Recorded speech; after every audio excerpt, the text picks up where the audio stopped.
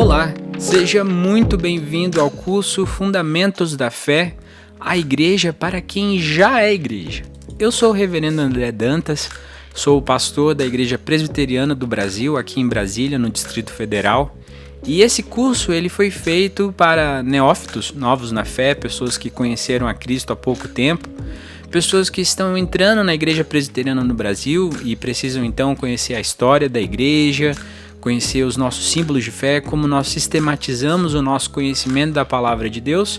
E se você não é da denominação, mas deseja conhecer um pouco mais sobre o ponto de vista, da teologia reformada, aqui você encontra lugar onde você é muito bem-vindo, certo? Então, a cada aula eu posto também conteúdos no Classroom. A gente continua a aula por lá e lá você vai poder assistir a vídeos super interessantes relacionados ao tema da aula, vai poder ler textos que falam sobre esse tema também, e assim você vai poder estender o seu conhecimento além desse momento que a gente se encontra e conversa por aqui.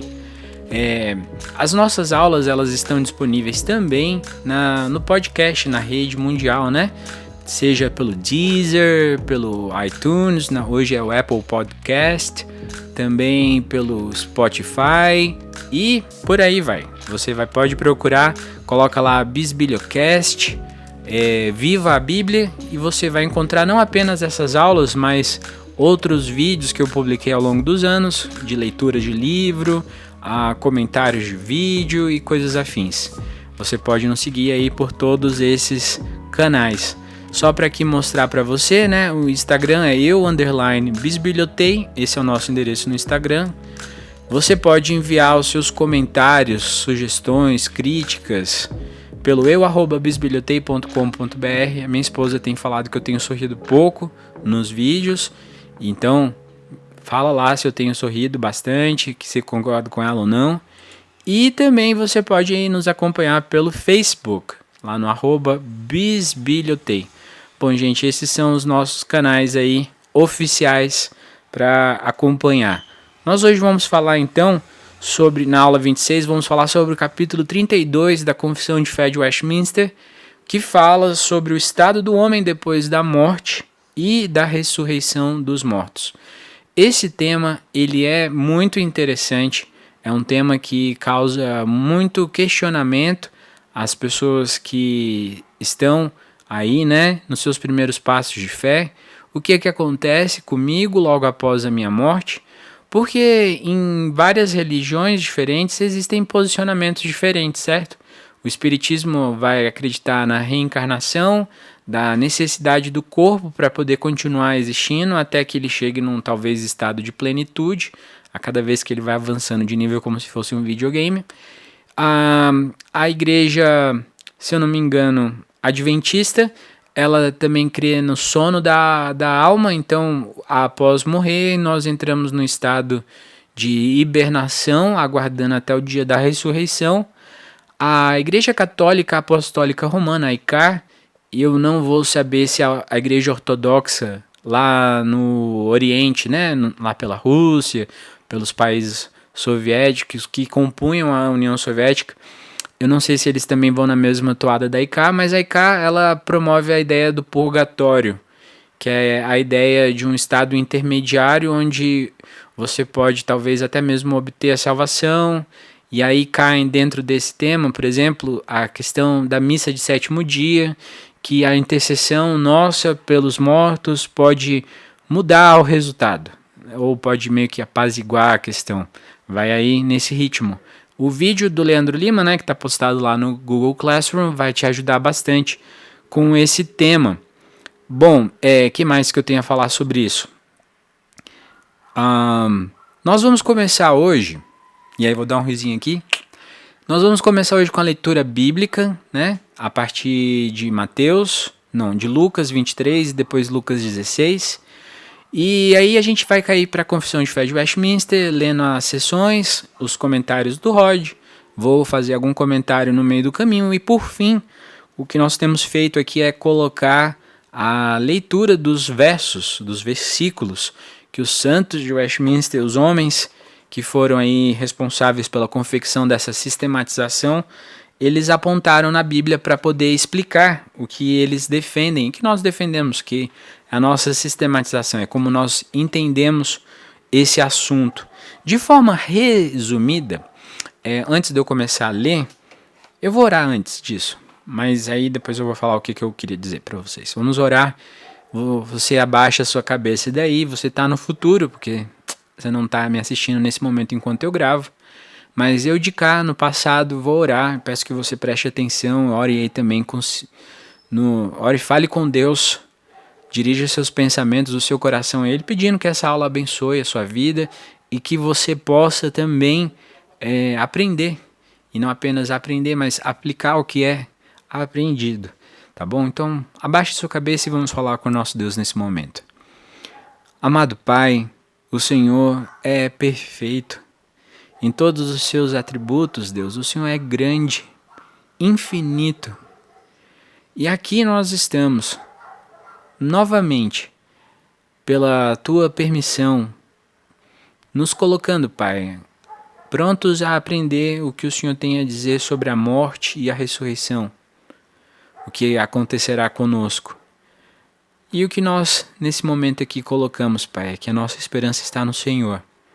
O nosso desejo é de encontrá-lo pela eternidade, estando na Tua presença e vivendo, Pai, em graça e sobre o Teu amparo, sobre o Teu cuidado, por toda a eternidade. Que possamos buscar a Tua palavra, que possamos crescer em santidade, que a cada dia o homem carnal, caído, seja menor e seja maior, Pai, a imagem refletida de Cristo em nossas vidas. Abençoa a vida de cada irmão que tem aqui participado, que tem chegado até o final dos vídeos, que tem se esforçado em conhecer mais a palavra de Deus. Que o Senhor abençoe o caminho dessas pessoas e que, se for da Tua vontade, que esse vídeo, Pai, venha ao conhecimento de muitas pessoas. É o que eu peço com sinceridade, Pai, com sinceridade, em nome do Teu Filho Jesus. Amém. Bom, gente, então vamos começar. Vou tirar aqui o tag. Sumiu o tag da aula de hoje, Fundamentos da Fé, e nós vamos começar. Vou aqui abrir a minha janelinha pequena. Você está vendo 2 de mim, 2 de eu, e vamos então para a Bíblia. Vamos lá para o texto de Lucas 23. Eu vou aqui colocar o momento da crucificação e depois eu vou colocar a parábola de Lázaro. Outro Lázaro, né? Não foi aquele que foi ressuscitado, mas de outro Lázaro e a pessoa oposta dele, o rico. Vamos lá. A crucificação de Jesus. Esse texto você vai encontrar aqui nessas outras referências. A partir do versículo 26, diz assim a palavra de Deus. E enquanto conduziam, eles agarraram um sirineu, chamado Simão, que vinha do campo, e puseram-lhe a cruz sobre os ombros para que a levasse após Jesus. Uma grande multidão do povo o seguia, e também mulheres que batiam no peito e o lamentavam. Porém Jesus, voltando-se para elas, disse: Filhas de Jerusalém, não chorem por mim.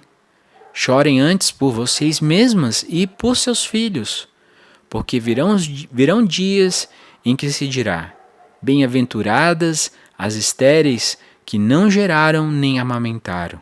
Nesses dias dirão aos montes: Caiam em cima de nós, e as colinas cubram-nos, porque se isto é feito com a madeira verde, o que será da madeira seca?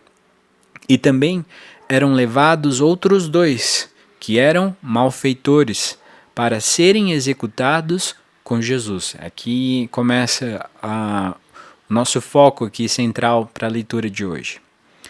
Quando chegaram ao lugar chamado Calvário, ali o crucificaram, bem como aos malfeitores.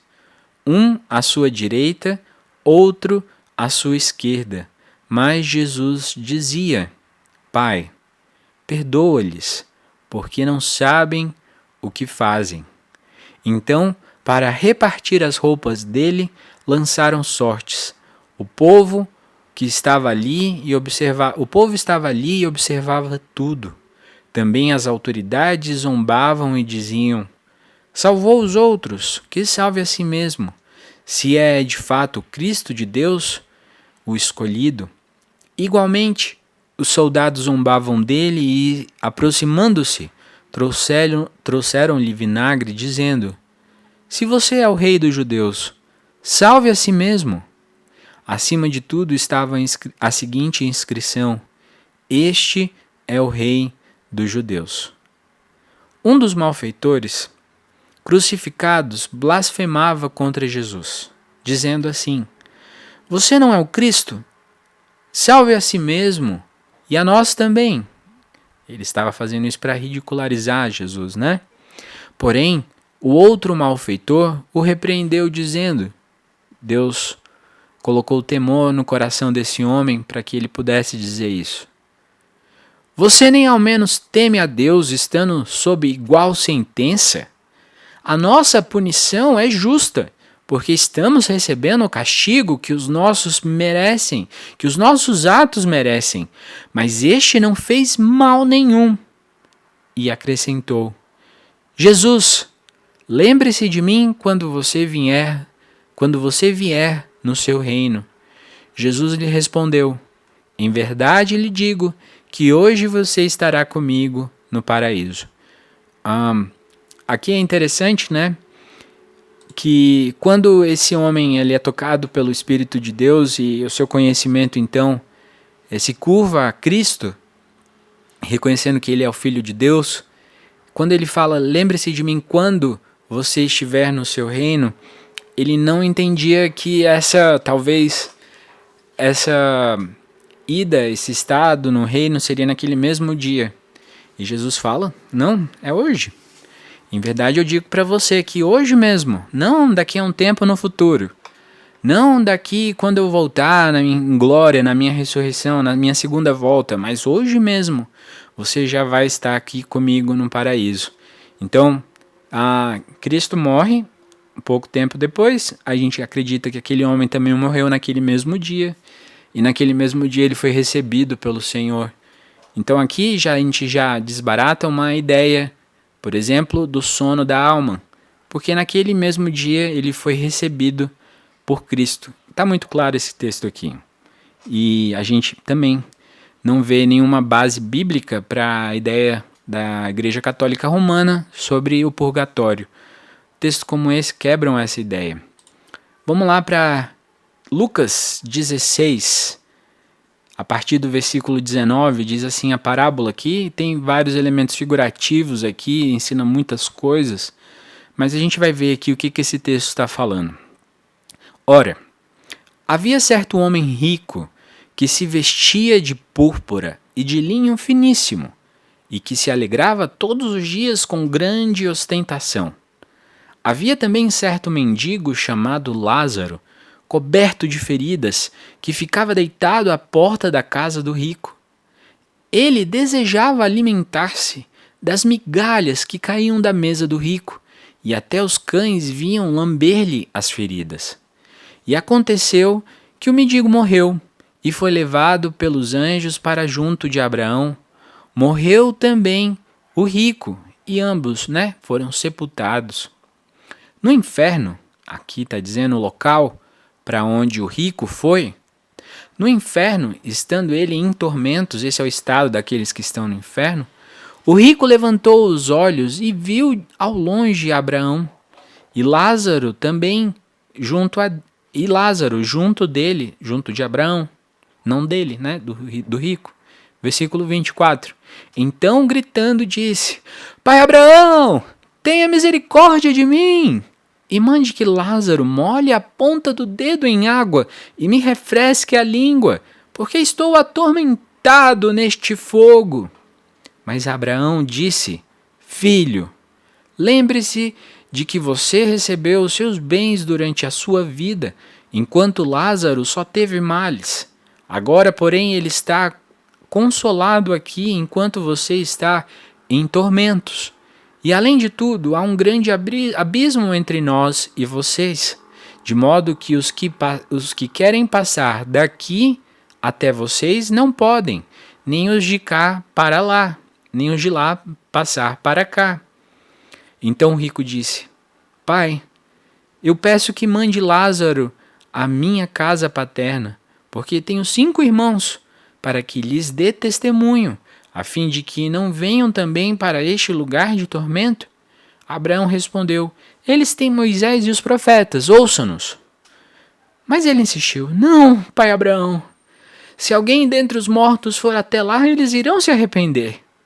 Abraão, porém, lhe respondeu: Se não ouvem Moisés e os profetas, também não se deixarão convencer, mesmo que ressuscite alguém dentre os mortos. Aqui uma das coisas que a gente vai aprender, e sempre me vem aquela música do Elvis Presley, It's Now or Never, é agora ou nunca. Você só tem o tempo, esse tempo aqui intermediário, né? Esse tempo, esse momento, essa fase da vida para entregar, para viver para Cristo, para reconhecer que o Senhor Jesus, Ele é Rei sobre todas as coisas, Ele é Deus, Filho do Deus vivo, unigênito, e que o seu sangue, a sua obra, de forma completa, veio para nos reconciliar com o Pai, nos trazer vida eterna. Os nossos pecados são perdoados pelo sangue de Cristo. Você só tem este momento, a partir do momento que você fechar os seus olhos e morrer, né? Alguns textos, como o daquela menina que dorme, o texto diz que ela está dormindo, ou até mesmo de Lázaro, que Jesus ressuscita. O termo aqui é dormir é no sentido de morrer. Quando você dorme, quando você morre, então acabou-se, já era. Não tem como você do inferno subir para o céu, nem do céu descer para o inferno. Não há ali uma nova oportunidade. O momento é agora de você reconhecer e ter o seu espírito quebrantado. A gente sabe que essa é uma ação que do início ao final ela é feita pelo Deus Pai, pelo Deus Triuno, o Deus Filho e o Deus Espírito Santo. Então, esses 2 textos aqui, eles nos ajudam a entender vários conceitos. Então, de forma aqui simples, vamos conversar um pouquinho sobre isso. De forma simples é assim, ó. Quando você morre, se você for eleito, se você for justificado pelo sangue de Cristo, não que você escolheu a Cristo, né, na sua própria volição, pelos seus próprios méritos, mas que Cristo escolheu, então, assim que você morre, você fecha os seus olhos, abre eles novamente, e você está ali no paraíso, um local em estado perfeito, na presença de Cristo, na presença do Deus Triuno. E isso é maravilhoso. Você está ali consciente, você está ali alegre e você está aguardando naquele momento ali no paraíso o seu retorno ao novo céu e a nova terra, essa novo céu e terra que nós entendemos que é aqui, mas ressignificado, mudado, transformado. E aí quando você voltar com Cristo em glória, você vai receber então, depois, um novo corpo. E aí começa então a parte final da eternidade. Isso aí é o que acontece àqueles que são eleitos por Cristo, povo de Deus. Não necessariamente aquele povo biológico, mas aqueles que confessam Cristo como Senhor. Beleza? De forma resumida, é isso aí que está para o crente. E veja bem, uma coisa que é importante. Esse paraíso, esse estágio intermediário, ele é temporário, certo? Porque a eternidade, o paraíso final, isso só vai vir depois da volta de Cristo. Eu acho que eu tentei resumir aí a primeira parte. Agora, para aqueles que se mantêm rebeldes ao Senhor, aqueles que não são justificados pelo sangue de Cristo, aqueles que não são eleitos, os réprobos. Essas pessoas, assim que elas morrem, elas vão para o inferno. E eu aqui coloco novamente para você, não é o diabo espetando um tridente no bumbum dessa pessoa pela eternidade. Não ali tem a imagem do Hitler fazendo coisas assim, cruéis como alguns filmes colocam, mas é um estado de tormento e esse estágio também ele é temporário, porque diz Apocalipse que quando da segunda volta de Cristo, do julgamento final. Nós iremos passar pelo julgamento, mas não receberemos a condenação desse julgamento. Mas aqueles que são os não justificados, os réprobos, essas pessoas passarão pelo julgamento e receberão uma sentença. Então elas estão no inferno, elas saem do inferno, recebem um julgamento, e ao receberem o julgamento, essas pessoas elas vão para o lago de fogo e enxofre, que não há aniquilação, não há uma destruição da mente. Nós somos seres eternos. E aí, nesse lugar, nesse lago de fogo, né? O inferno vai ser tragado, o diabo vai ser tragado. Então, o inferno também é um estágio temporário, certo? E aí, nesse estágio temporário, você passa ali no lago de fogo, inferno. No lago de fogo, você vai ali passar pela eternidade sob a pesada mão da ira de Deus. Deus estará presente ali, colocando a sua mão em ira, justa ira, ira que nós merecemos, mas que fomos salvos dessa ira pelo sangue de Cristo, certo? A gente já falou isso aí em outras aulas. Então, é isso aí que vai estar acontecendo. De forma simples e muito bem resumida, posso ter passado aqui por várias coisas. Aquelas pessoas que estiverem vivas na segunda volta de Cristo, e eu oro para que Deus, eu pessoalmente, sabe, eu oro para que esteja vivo. Eu sei que vai ser muito difícil, não vai ser aquela moleza, a pessoa vai acordar e Cristo vai voltar, oh, que beleza. Eu imagino que vai ser uma situação, tudo que vai estar acontecendo no mundo vai ser bem difícil, mas as pessoas que estiverem vivas no momento da volta de Cristo, essas pessoas já vão ter os seus corpos transformados. Um corpo que não tem aí os efeitos da queda, não envelhece, não adoece. Um corpo no seu estágio perfeito. Como é esse corpo? A gente só pode conjecturar, só pode aqui fazer ideias, mas afirmar coisas biblicamente com a Bíblia não é possível, beleza? A gente também já conversou sobre isso em outras aulas. Mas então, dito isso, é momento de nós irmos para a parte acadêmica. Tô levando a sério a questão da minha esposa, que ela falou para eu rir.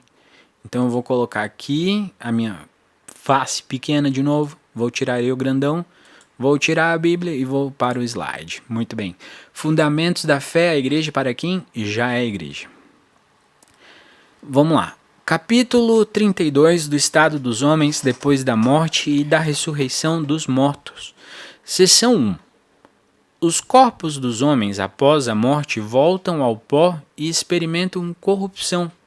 Suas almas, porém, que nem morrem nem dormem, possuindo existência imortal, imediatamente voltam para Deus que as deu. As almas dos justos, sendo então aperfeiçoadas em santidade, são recebidas no mais alto céu, que na Bíblia diz lá, né? Fala a referência do terceiro céu, onde vem a face de Deus em luz e glória, aguardando a plena redenção de seus corpos. E as almas dos réprobos são lançadas no inferno, onde permanecem em tormentos e completa escuridão, reservadas para o juízo do grande dia. Além desses dois lugares para as almas separadas de seus corpos, a Escritura desconhece qualquer outro lugar ou estágio intermediário. Gente, uma coisa que é legal aqui colocar, e que os vídeos que eu coloquei não falam, e que o Rod também não fala, é esse início aqui, ó. Os corpos dos homens após a morte voltam ao pó e experimentam corrupção. Dentro da teologia existem aqui algumas divagações, termos que não estão ali escritos na Bíblia, mas que tentam organizar a estrutura do homem. Como é que o homem é formado? É alma e corpo? Essa é uma visão. É alma, corpo e espírito? Como se a alma fosse ali aquela parte intelectual, a cabeça, né, as ideias, o que está acontecendo, o os funcionamentos das engrenagens. Hoje, mais cedo, eu assisti um filme coreano, Jung-I, que fala sobre... É um filme meio cyberpunk, que fala sobre o futuro da raça humana, e eles conseguem desenvolver uma máquina que copia o cérebro das pessoas e coloca numa máquina. E aí acontecem várias coisas, né? Então, algumas pessoas entendem que há essa divisão. Mas a Bíblia, ela não afirma 100% uma única visão, porque às vezes ela dá uma divisão em 3 partes, outras vezes dá uma divisão em 2 partes, outras vezes dá uma divisão bem mais extensa, mas nós entendemos que o homem ele é inteiro. A gente olha o homem não em partes, não apenas o físico, não apenas o mental, mas a Bíblia olha para o homem no seu total, né? Eu gosto muito do vídeo que foi compartilhado que eu compartilhei umas 2 aulas atrás, onde o reverendo Augusto Nicodemos ele traça um pouco esse assunto. E é interessantíssimo. Convido vocês, se vocês ainda não assistiram, assistam um podcast lá do Mente Limitada ou alguma coisa do tipo, que ele fala sobre isso, ele fala sobre essa divisão. E eu concordo aí com a posição do tio Nico sobre isso. E aqui a gente tem uma divisão, né? Eu tenho lido também um dos livros que eu li essa semana, do reverendo Vadislau, e ele fala sobre aconselhamento notético, então ele passa por essa questão da divisão do corpo, e ele gosta de usar o termo que esse é o corpo, é um estágio temporário da alma. Mas aí ele diz que, né, na volta de Cristo nós recebemos então um novo corpo, um estágio final. Então hoje nós estamos no estágio temporário e somos aí então um estágio onde a queda, né, está ainda acontecendo os efeitos da queda. Mas vai chegar um momento que não mais. E nós aguardamos por esse momento. Então esse aí é só o adendo que eu faço antes de nós chegarmos ao Rod. Olha lá o que o Rod diz, que essa sessão ensina. Primeira coisa que diz, que o homem consiste de 2 elementos distintos, uma alma e um corpo. Então aqui não vai ter uma terceira divisão. A confissão de fé não vai defender essa terceira divisão, certo? Isso aí, muitos presbiterianos vão entender em 3 divisões, não é um problema, não é uma heresia, porque é simplesmente uma forma de conceitualizar, é uma forma de entender melhor, uma sistematização, certo? Mas os nossos símbolos de fé atestam para 2, uma alma e um corpo, e que a morte ela consiste em uma separação temporária da alma do corpo. Depois, quando houver a volta de Cristo, a ressurreição dos mortos, vai unir de novo. Só que vai ser a alma que foi transformada e um corpo que foi também transformado. E pela eternidade, esses 2 serão um eterno transformados em reverência ao nosso Deus. Segunda coisa que o Rod fala é que enquanto o corpo se decompõe em seus elementos químicos de que se constitui, a alma do crente, né, logo após a morte, ela vai ser imediatamente aperfeiçoada em santidade. Então, aqui é aquele momento que todo corintiano, todo flamenguista, todo torcedor do Gama, de Taguatinga, do Cruzeiro, do Amazonense, de Fortaleza, vai ser santista. Seremos imediatamente santos em estado completo e final. Aquela santidade, a santificação progressiva, acabou. Quando você morre, vira a chave, então o corpo ele é transformado, imediatamente aperfeiçoado em santidade. Então eu que sou palmeirense, serei ali, né, brincadeira, completamente santo. Depois, 2, ao longo do estado intermediário da morte até a ressurreição, esse estado intermediário, ela continua consciente, nós continuamos conscientes, continuamos ativos e felizes. Então não estaremos ali dormindo, certo? Uma coisa aqui que é interessante falar é que o entendimento desse assunto, ele influi, por exemplo, na questão de doação de órgãos, influi na questão se enterrado ou cremado. Aqueles que entendem que o corpo físico, estamos livres ali daquele corpo físico caído. Se estamos agora nesse novo estado, o corpo físico caído não importa. Então não importa se é cremado, não importa se é enterrado, não importa se os órgãos são doados. Então a gente pode até mesmo pensar em fazer esse bem, né, de doar os nossos órgãos, de compartilhar tudo. E também nós entendemos, aí a gente coloca um pouco aquele pensamento, para que as pessoas enterram? É uma coisa cultural. Em países diferentes, existem diferentes formas de se enterrar uma pessoa. Por exemplo, eu sei que na Tailândia, pela falta de espaço, tem muita gente que mora nos próprios cemitérios. Então, onde um familiar foi enterrado, as pessoas moram em cima. Outras pessoas têm de forma cultural a questão de cremar e colocar na sala ou no local onde ela dorme. Outras pessoas enterram mortos na posição vertical, outros na horizontal, outros enterram em determinada profundidade, outros jogam no mar, enfim, várias formas. Mas o nosso entendimento à luz da palavra de Deus muda a forma como a gente vive nesse mundo, né? É só aí um comentário. Bom, ponto 3. O que o Rod diz no ponto 3? Que está na presença de Cristo, o qual, após sua ascensão, assentou-se à destra de Deus. Então nós vamos encontrar a Cristo. Nós estaremos na sua presença. O que mais que o Rod diz? Que as almas dos réprobos também continuam. Elas também existem, porque são eternas, né? Mas durante esse estado intermediário, elas continuam o quê? Conscientes e ativas, só que não estão felizes, não estão alegres. Mas elas estão num estado de tormenta penal. É o que o texto lá do Lázaro e do rico diz. Está em tormenta. Reservada para o juízo do grande dia. Então, assim, a pessoa vai estar no inferno e ela vai sofrer X. Depois do julgamento, ela vai sofrer X mais Y. Só para vocês entenderem aí o que está acontecendo para aqueles que foram para o inferno. Sim, isso é muito sério. É muito complicado, né? E a gente tem vários irmãos que são pessoas que nós amamos, queremos muito bem e que, se não forem convertidas pelo Espírito Santo, eu posso usar o termo nessa posição, essas pessoas então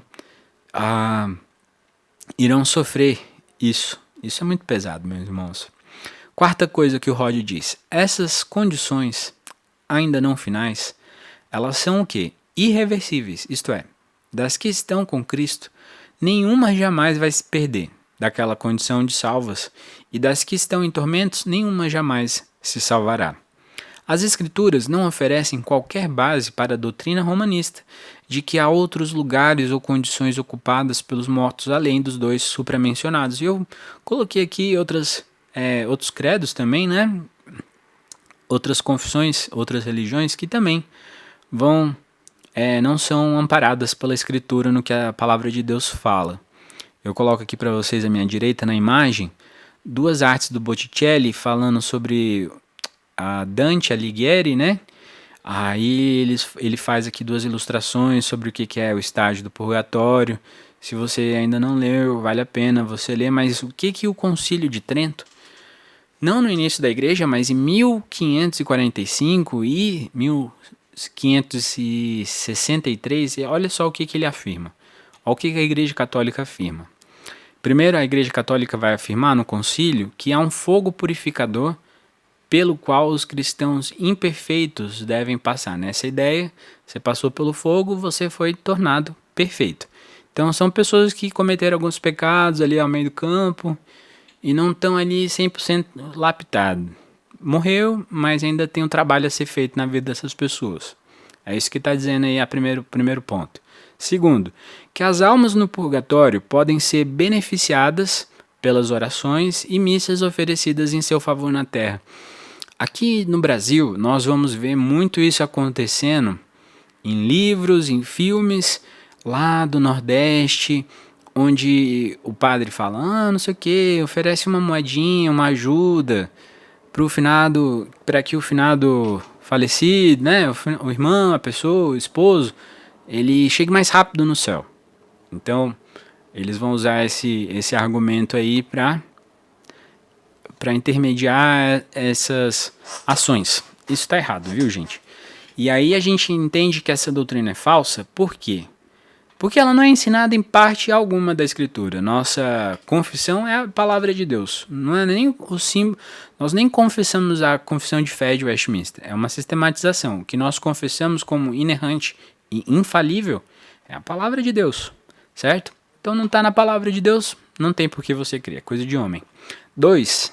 É contrário ao ensino da Escritura quanto ao estado intermediário, como a gente já falou até agora. E 3, ela vai repousar sobre princípios anticristãos quanto à eficácia da expiação de Cristo não foi suficiente, quanto à eficácia da expiação do pecado e da purificação da alma do sofrimento temporário, quanto ao sacrifício da missa, que os católicos entendem que a cada missa onde são dados elementos, o próprio Cristo é crucificado novamente, e quanto às orações pelos mortos e etc.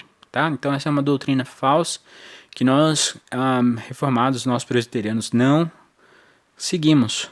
Mas é só uma das várias coisas que esse capítulo está atacando, né? E por fim, aqui a gente chega à seção 2 e à seção 3, que diz assim: no último dia, os que se encontrarem ainda vivos não morrerão, mas serão transformados, e todos os mortos ressuscitarão com os seus mesmos corpos, e não outros, ainda que com propriedades diferentes, os quais se unirão novamente às suas almas para sempre. Então você que imaginava aí, você homem que imaginava voltar com o corpo do George Clooney, ou do Brad Pitt, ou o meu, eu quero falar para você que você vai voltar com o mesmo corpo, só que com um corpo perfeito. Se criança, se numa estágio aí de 25 anos, não sei.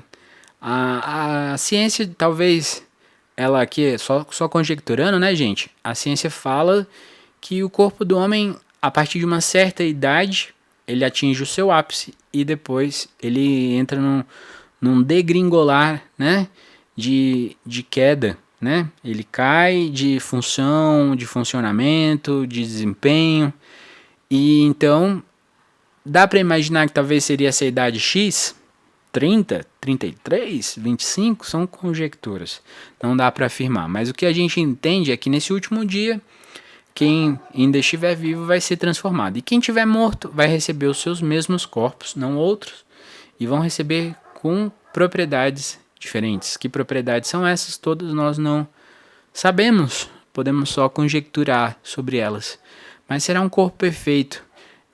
Poderemos comer a nossa picanha com muita alegria, muita felicidade, eu imagino isso. E outras coisas também do tipo, tá bom? Seção 3. Os corpos dos injustos, né, aqueles que não são justificados, aqueles que são não eleitos, os réprobos, sempre uma dificuldade para mim. Os corpos dos injustos, pelo poder de Cristo, ressuscitarão para a desonra. Os corpos dos justos, pelo seu Espírito, ressuscitarão para a honra e para serem semelhantes ao corpo glorioso de Cristo. Tá joia? Essas são as 3 sessões, e aí a gente vai ler agora o que o Rod fala sobre essas 3 sessões. Que no último dia haverá uma ressurreição simultânea de todos os mortos, tanto justos quanto injustos. Isso aqui é uma coisa importante. 2. Que aqueles que então permanecerem vivos na terra não morrerão, mas essas pessoas o quê? Serão transformadas. Que os mesmos corpos que são sepultados na terra ressuscitarão e se reunirão às suas almas. Haverá um encontro novamente. Sua identidade será preservada ainda que suas propriedades sejam transformadas. E aqui há uma ideia, gente, que a gente precisa conversar. Por exemplo, imagina um corpo de alguém que morreu há 3.000 anos atrás. Não tem mais nada dessa pessoa. Às vezes nem o osso mais está lá para contar a história. Muitas pessoas enterram porque elas têm uma má interpretação aqui, talvez, dessa parte do reencontro, que elas entendem que precisa preservar o corpo para encontrar com a alma, como, de novo, uma coisa de obras, né? Mas nós entendemos também, por exemplo, aqui só para você parar para pensar, que a água que você bebeu hoje, ela existe desde o início da criação do mundo, certo? E que os elementos, nós trocamos de pele, o nosso corpo ele sofre modificações, a pele que você tinha quando você era criança, ela sofreu várias modificações, então não é a mesma. Então, os elementos ali são, né, complicado falar sobre isso, mas vai que você tem aí elementos de outras pessoas que já existiram e não existem mais. Elementos químicos, físicos, certo? E já pensou uma questão também, um coração, então eu não posso doar meu coração porque eu preciso dele para quando meu corpo voltar junto com a minha alma. O entendimento errado dessas pessoas complica muito o meio de campo, mas nós entendemos que nós seremos um novo corpo, não um velho corpo. O velho corpo ele vai cair então em desuso, vai apodrecer, vai deixar de existir e seremos reunidos a um novo corpo do zero bala, certo? 4. Que os corpos dos crentes serão feitos semelhante ao corpo glorioso de Cristo, um corpo espiritual, que ele diz aqui. E a parte 5, que eu dupliquei esse slide, que os corpos dos réprobos ressuscitarão o quê? Não para glória, não para honra, mas ressuscitarão para desonra, para a ressurreição da condenação. E esses são as afirmações que o Rod coloca aí para nós. Deixa eu voltar aqui a tela cheia. Você está me vendo de novo. Vamos agora, para terminar a nossa aula, ler as referências que não são muitas. Então essa aula de hoje vai ser mais curta, que é normal. Gênesis 3,19. No suor do rosto comerás o teu pão, até que tornes a terra, pois dela foste formado, porque tu és pó, e ao pó você vai retornar. Atos 13:36, porque na verdade, tendo Davi servido a sua própria geração, conforme o desígnio de Deus, adormeceu, foi para junto de seus pais e viu corrupção, seu corpo, né? Lucas 23:43, Jesus lhe respondeu, em verdade te digo que hoje você estará comigo no paraíso. Eclesiastes 12:7, e o pó volte à terra como era, e o espírito volte a Deus que o deu. Apocalipse 7:4 e versículo 15 diz assim: então ouvi o número dos que foram selados, que era 144.000 de todas as tribos dos filhos de Israel, razão porque se acham diante do trono de Deus e o servem de dia e de noite no seu santuário. E aquele que se assenta no trono estenderá sobre eles o seu tabernáculo. 2 Coríntios 5:1 e 8. Sabemos que se a nossa casa terrestre desse tabernáculo se desfizer, temos da parte de Deus um edifício, casa não feitas por mãos, eterna nos céus. Entretanto, estamos em plena confiança, preferindo deixar o corpo e habitar com o Senhor, que isso é muito melhor. Filipenses 1:23, ora, de um e outro lado estou constrangido, tendo o desejo de partir e estar com Cristo, que é incomparavelmente melhor. Atos 3:21, o qual é necessário que o céu receba até os tempos da restauração de todas as coisas, de que Deus falou por boca dos seus santos profetas desde a antiguidade. Efésios 4:10, aquele que desceu é também o mesmo que subiu acima de todos os céus para encher todas as coisas. Romanos 8:23, e não somente ela, mas também nós, que temos as primícias do Espírito igualmente, gememos em nosso íntimo, aguardando a adoção de filhos, a redenção dos nossos corpos. Nós aguardamos esse dia. Por isso precisamos morrer, meus irmãos, é necessário. Lucas 16:23 e 24. No inferno, estando em tormentos, levantou os olhos e viu, ao longe, Abraão e Lázaro no seu seio.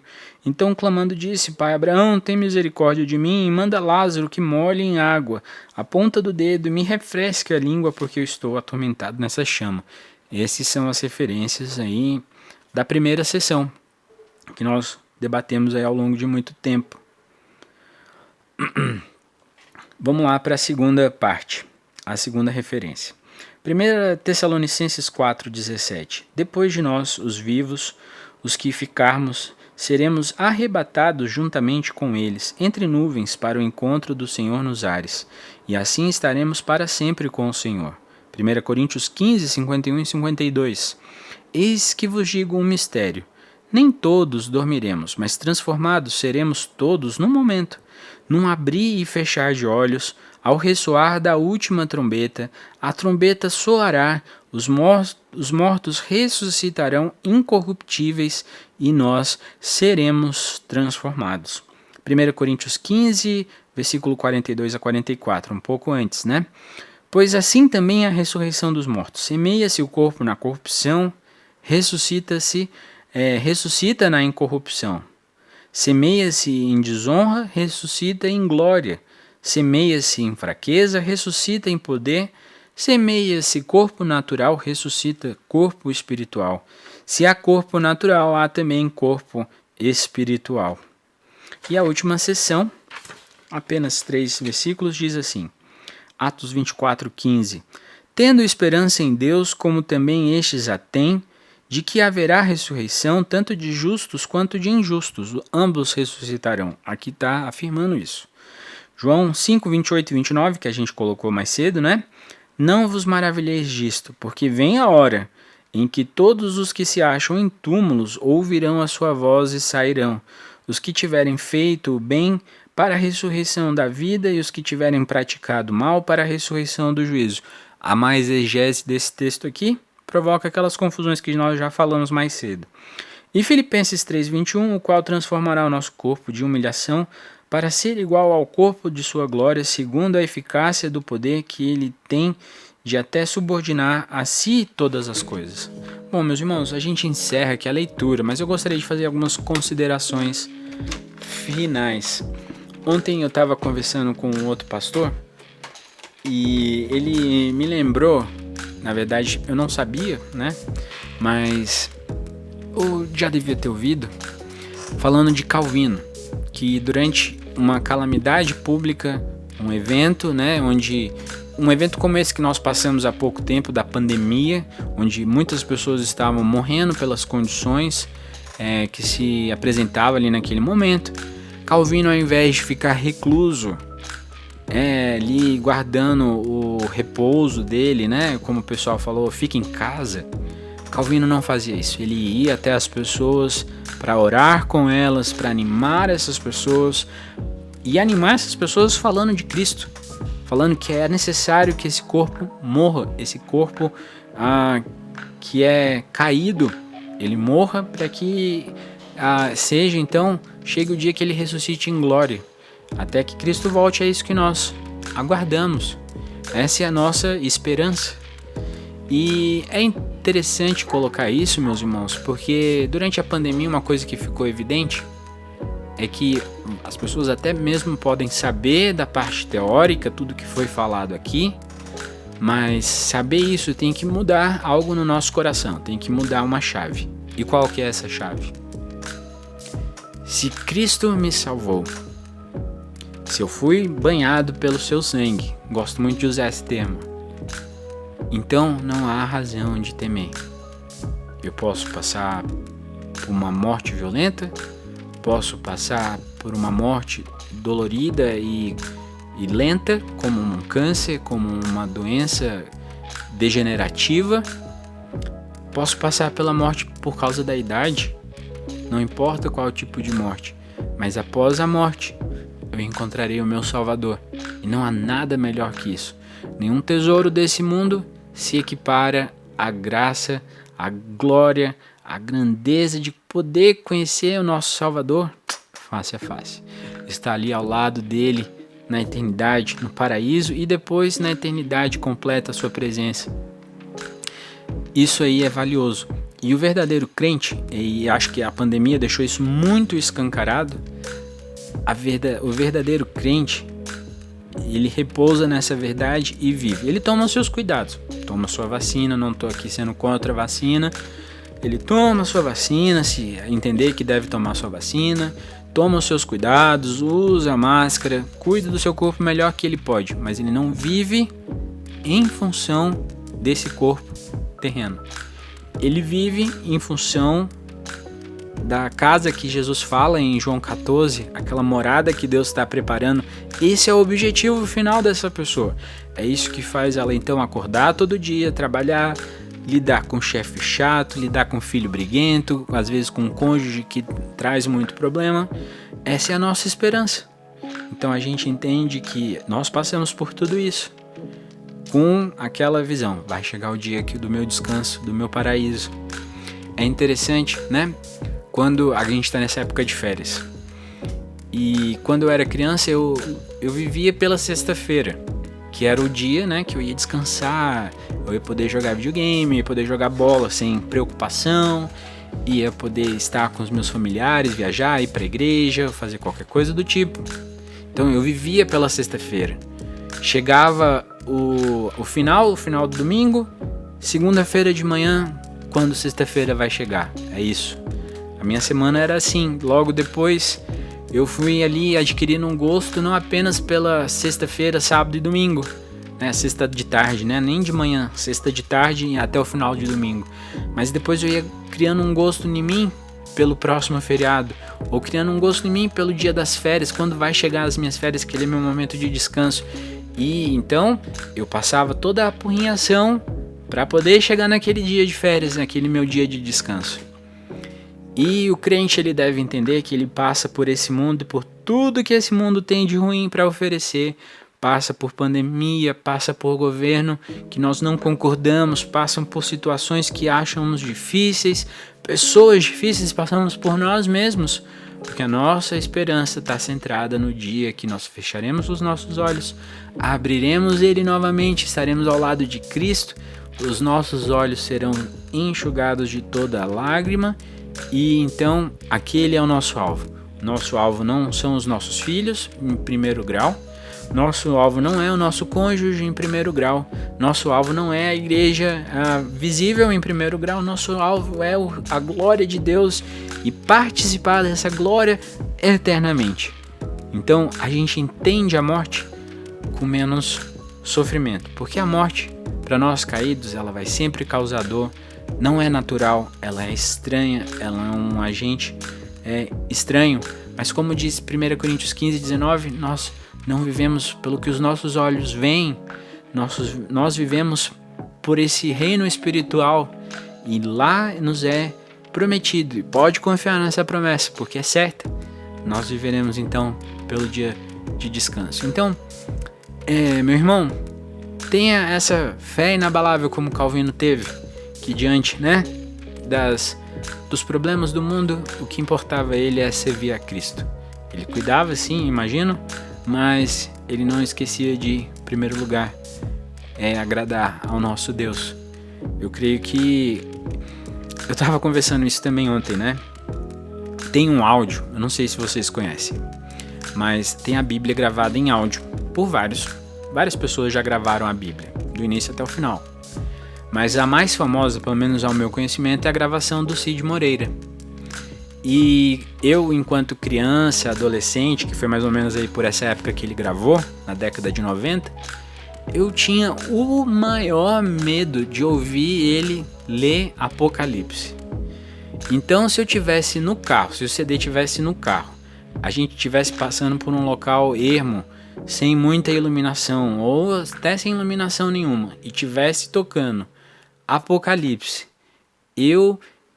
me perdoem a palavra, mas eu me cagava todinho, porque eu sentia muito medo de ouvir ele falando sobre as trevas, sobre as situações assim do tipo. Mas depois de conhecer a palavra de Deus, eu entendi que o livro de Apocalipse não é um livro de trevas, mas é um livro de esperança. Quando você lê Apocalipse como um livro de esperança, como uma conclusão de uma história horrível, e é onde você tem finalmente a paz sendo restaurada, a graça cobrindo, a graça de Deus sarando as nossas feridas, você entende que pode vir Cid Moreira lendo, pode vir a voz mais assim, grave e tal. Não importa. O que importa é que aquele texto, ele fala do que vai acontecer ao povo de Deus, aqueles que amam a Cristo mais que qualquer coisa. Isso aí é boas novas, isso é boa notícia. Isso não é uma notícia que para nós, o nosso conhecimento do que é bom, a palavra boa no nosso português é meio prejudicada, mas é uma notícia excelente. Ela é boa, ela é perfeita, ela é 100% boa.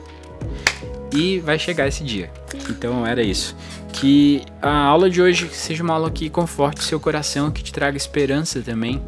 E que você tenha alegria em compartilhar a palavra de Deus, que essa é a coisa mais importante que eu e você pode fazer. Muito obrigado por ter seguido até aqui.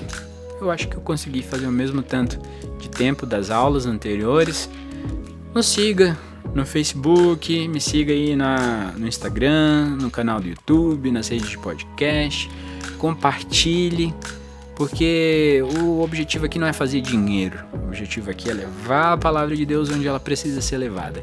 Que Deus te abençoe. Tendo dúvida, manda lá uma mensagem querendo aconselhamento também. Estou à disposição, virtual, presencial, tomando um cafezinho é sempre bom. E é isso, Deus abençoe e até mais. Tchau.